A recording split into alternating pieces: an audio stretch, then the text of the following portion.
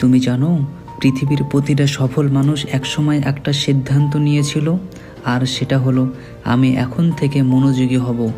আজকে আমি তোমাদেরকে একটা ছোট্ট গল্প শেয়ার করছি। আমার একটা বন্ধু ছিল, তার নাম হলো আরমান। স্কুলে সবাই ওকে বলতো অ্যাভারেজ স্টুডেন্ট। ওর ফল ভালো ছিল না, সবাই ভাবতো ওর দ্বারা কিছু হবে না। কিন্তু একদিন তাকে ওর শিক্ষক বলল, তুই জানিস তোর মেধা খারাপ না, তুই শুধু পড়াশুনোতে মন বসাতে পারিস না। ওই একটা কথাই আরমানের মনে আগুন ধরিয়ে দিল। সে ঠিক করলো, আজ থেকে আমি পাল্টে যাব।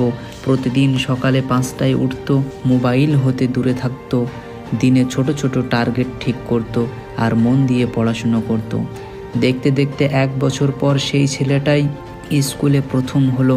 শুধু তার মেধায় সে প্রথম হয়নি, সে তার মনোযোগ আর চেষ্টায় প্রথম হয়েছিল।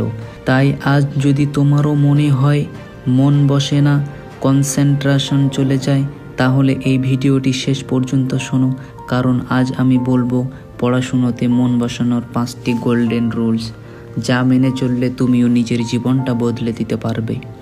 তো বন্ধু, প্রথম নাম্বার রুলস হলো treat study as a challenge, not a pressure. বন্ধু, পড়াকে চাপ হিসাবে নিও না।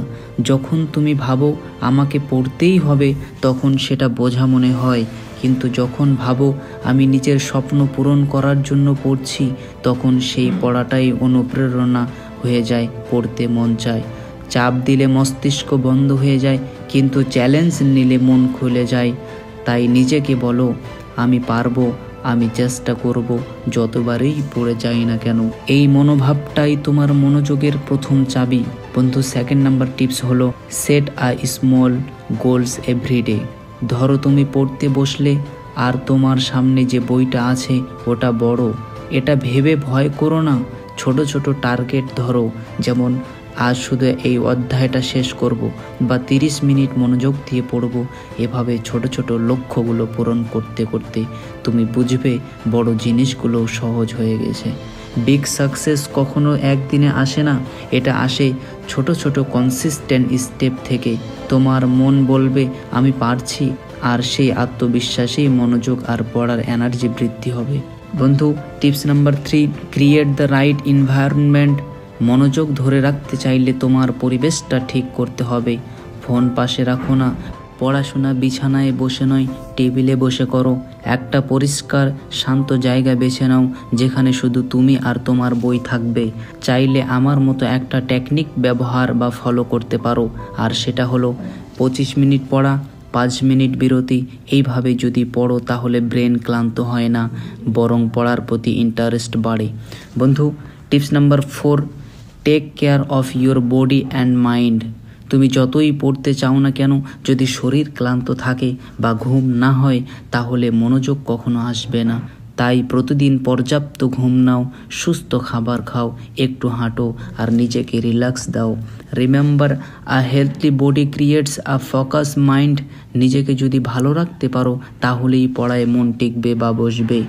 বন্ধু, tips number 5, motivate your self everyday.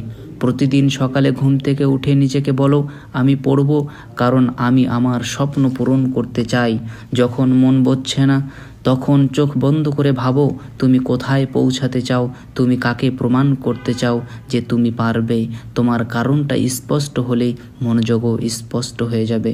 একটা বিখ্যাত উক্তি রয়েছে যে don't study to pass exams, study to create your own story.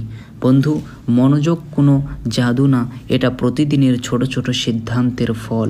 যদি তুমি ঠিক করো আমি ডিস্ট্রাকশন থেকে দূরে থাকবো, নিজেকে ফোকাসড রাখবো, তাহলে কয়েক মাস পর তুমি নিজেই অবাক হবে নিজের পরিবর্তন দেখে।